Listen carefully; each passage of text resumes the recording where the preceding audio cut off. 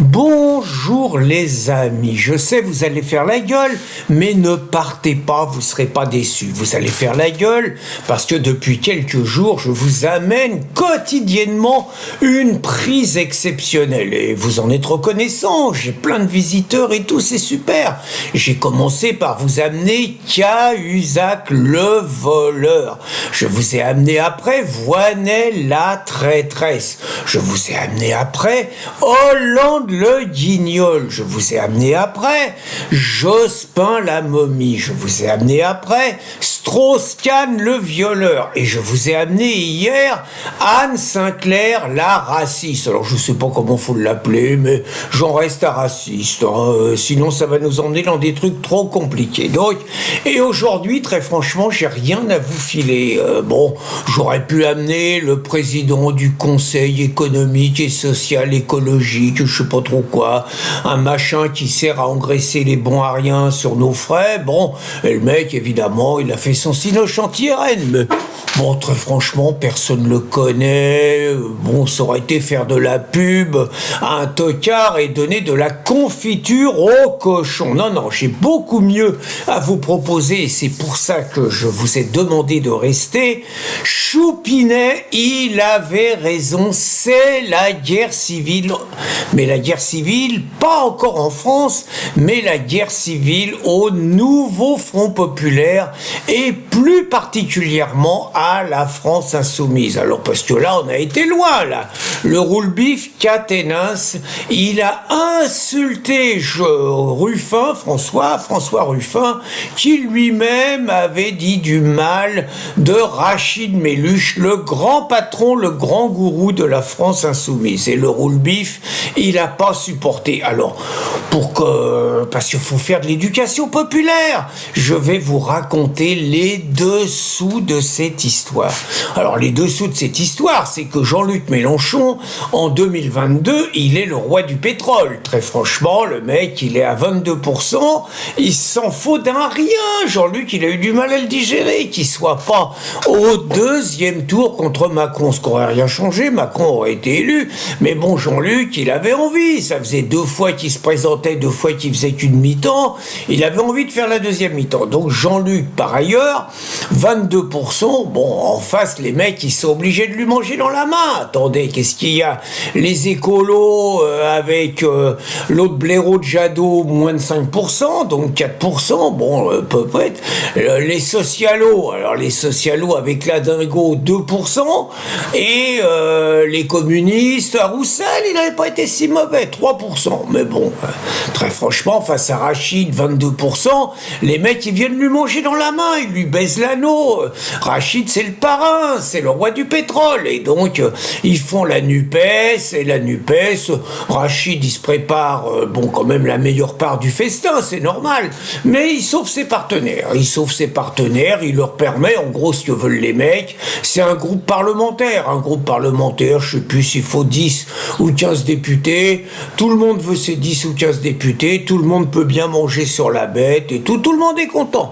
Bon, et puis, ils bordélisent un peu l'Assemblée, tout ça. Ça marche à peu près bien jusqu'au 7 octobre 2023. Bon, là, il y a les petits événements à Gaza, en Palestine, en Israël, et là, ça pète un peu, quoi. C'est-à-dire que Mélenchon comprend que s'il veut continuer à exister, il lui faut le vote Meuse, et pour avoir le vote Meuse, il faut qu'il en fasse des tonnes sur la Palestine et tout, et on a droit aux européennes, où on parle que de la Palestine, il y a que Rima Hassan qui a la parole, et la môme Manon Aubry, complètement banané. Bon, on a tout ça, quoi. Et donc, tout le monde à gauche dit Rachid, c'est plus possible, les antisémites, c'est affreux, ils sont sortis de la République, on peut plus se maquer avec eux, on est fâché à mort, ils nous mettent Glucksmann, qui paraît-il est le vertueux, alors que c'est un agent de la CIA. Bon, on a le grand cinoche.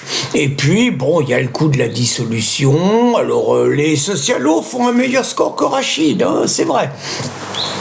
Il y a le coup de la dissolution et naturellement, qui était impossible hier devient possible, toute la gauche s'embrasse sur la bouche pour sauver les sièges et repartir, c'est plus la NUPES, c'est le nouveau Front Populaire. Et là-dedans, il y a des histoires un peu particulières, parce que Mélenchon, il n'est pas idiot, il sait que ça conspire derrière lui depuis 2022, et il sait qu'avec les communistes, avec les écolos et avec les socialos, et avec quelques traîtres de la France insoumise, on va dire, on se réunit régulièrement pour trouver une solution qui se débarrasse du vieux. En gros, le plan, c'est ça. Et donc, parmi les insoumis, il y a Alexis Corbière, il y a Raquel Garrido. Oui, avant, il faisait partie de la garde rapprochée de Jean-Luc, et puis Jean-Luc, il a viré les anciens, les vieux, il a pris des jeunes plus inféodés, plus pitbull et tout, les Thomas Porte, les Ercilia Soudet, les Antoine Léaumont, les Rachel Keke, évidemment Bompard et Mathilde Panot. Bon, il a une garde rapprochée, les autres, il les achetait. Bon, déjà, ça toussait un peu. Et puis, Rachid, il a tapé fort sur les nouvelles investitures après la dissolution. Qu'est-ce qu'il a fait? Rachid, il a viré Corbière et il a viré Garrido. Mais il a gardé Ruffin, il a gardé Autain. Ce qui, à mon avis, est une erreur. Je vais vous expliquer pourquoi après. Mais donc, Rachid, il a montré quand même que c'était toujours lui le patron. Bon, évidemment, quand il a fait ça, Ruffin, parce qu'on va venir au Rouquin, Ruffin, il a dit que c'était un scandale de virer 2 militants exemplaires à un couple, Raquel et Alexis, alors qu'on laissait l'investiture à un mec qui cognait sur sa femme. Et là, il a ciblé Quatennens, qui a toujours été, Quatennens, Adrien, Rachid, il l'a défendu jusqu'au bout. Bon, le mec a une scène de ménage, il met une torgnole à sa femme, il l'avoue, bon, il est lynché, tout ça, bon, il est condamné à 4 mois de prison avec sursis, il doit faire un stage chez les féministes, mais il revient, et Mélenchon, il insiste, il se bat pour lui. Mélenchon, il lâche pas ses mecs. Là-dessus, c'est une qualité, je suis sincère. Il lâche pas ses mecs, c'est une qualité, mais il faut y être soumis, attention. Et donc, Mélenchon défend le Rouquin jusqu'au bout, et le Rouquin est candidat, d'où la saloperie de Ruffin. Le Rouquin en a marre, on lui colle une féministe et tout, le Rouquin jette l'éponge. Le Rouquin jette l'éponge pour sauver la cause. Très bien, pourquoi pas. Et puis, Hollande rentre dans la bataille. Vous voyez, je vous dis tout, les coulisses et tout.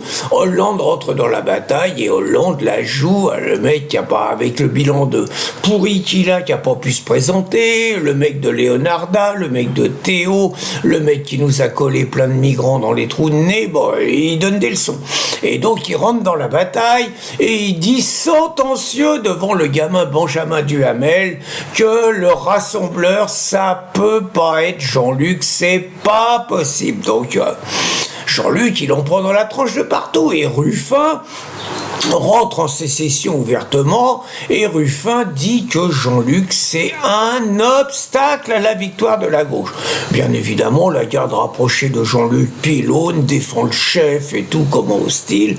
Et c'est donc dans ce contexte que ce que je vous expliquais, que le Rouquin, il a dégainé. Le Rouquin, il a allumé Ruffin, alors en lui disant, ce qui est juste par ailleurs, qu'il doit tout à la France insoumise, qu'il a un carafon comme ça, que se taper sur Jean-Luc, c'est son fonds de commerce, qu'il s'en sortira que comme ça. Et il a une phrase extraordinaire, le Rouquin, c'est rejoins le RN vite, je sais pas, un truc comme ça. Alors là, c'est une phrase extraordinaire, parce que en gros, tire-toi au RN, ça sera plus clair. Il y a un côté totalement stalinien, quoi, c'est-à-dire, vous n'êtes plus d'accord avec le chef, vous êtes forcément un agent de l'ennemi, et donc vous êtes un agent du Front National, du Rassemblement National, un nazi, un fasciste, un ennemi de classe et tout. Dans le temps, vous mettez un coup de pic à glace sur la gueule pour moins que ça, quoi, vous voyez. Donc le Rouquin, dont la fidélité à Jean-Luc Mélenchon est touchante par ailleurs, se comporte exactement comme les pires des staliniens des années 30, des années 50. Il n'empêche, une fois que je vous ai raconté tous les dessous de l'affaire, qu'on est quand même obligé de faire un constat. C'est que, il y a le choix entre Bardella, les choses sont claires. Bardella, on sait que c'est lui le Premier ministre si le RN a la majorité. Bardella, il nous dit qu'il a un gouvernement, il nous dit qu'il a tout ça. Et de l'autre, Bardella, il n'y a pas le bordel, il n'y a pas de manifestation de rue, tout est calme. Et de l'autre côté, vous avez le bordel de rue tous les jours, vous avez le souk quotidien, vous avez des menaces de ne pas respecter le verdict des urnes, et surtout, on ne sait pas du tout qui va être Premier ministre si la gauche, par malheur pour la France, devenait majoritaire, ou si la gauche devenait majoritaire à cause d'un espèce de front républicain qui aille des Insoumis ou LR pourri, c'est tout à fait possible. Donc on ne sait pas qui va à Matignon, et par ailleurs, quand on constate le bordel chez les Insoumis, mais le bordel dans toute la gauche, on est quand même obligé de se dire que autant Bardella paraît prêt à gouverner, autant à gauche, s'ils arrivaient au pouvoir, personne n'est prêt à gouverner, et ça serait un pastaga phénoménal. À part ça, chacun il fera ce qu'il veut le 30 juin et le 7 juillet. Bonne journée les amis.